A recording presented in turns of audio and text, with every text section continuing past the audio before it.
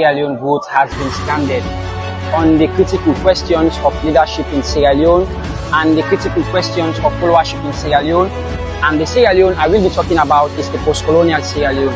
A Sierra Leone which is now divided into several tribes with 95 tribalism imposed on her. A Sierra Leone about which there is much expectations. A Sierra Leone which is famous and the cradle of mankind. A Sierra Leone which is now divided into several tribes, but a Sierra Leone which continues to punch below her weight. That is the Sierra Leone I will be talking about.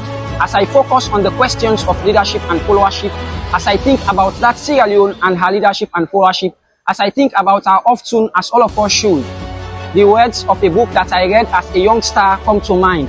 And any one of us who had the opportunity of reading the book of Road to Success will remember these words.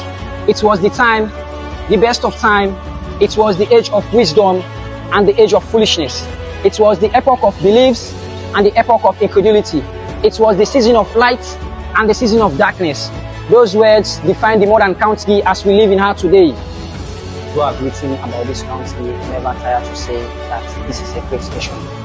And those who care about this country never tire to remember that this country divided as she is. And when I allowed my mind to go down memory lane, I can remember vividly that during our regaining of independence, many of us saw pictures of our political godfathers celebrating when we gained independence. And many of us can remember the words they spoke and the promises they made. When they spoke then, those of us who are upcoming educationists saw in them the similitude of Moses in the Bible. We thought of our leaders and we saw our leaders as messiahs who would liberate us from poverty, who would part the Red Sea of tribalism.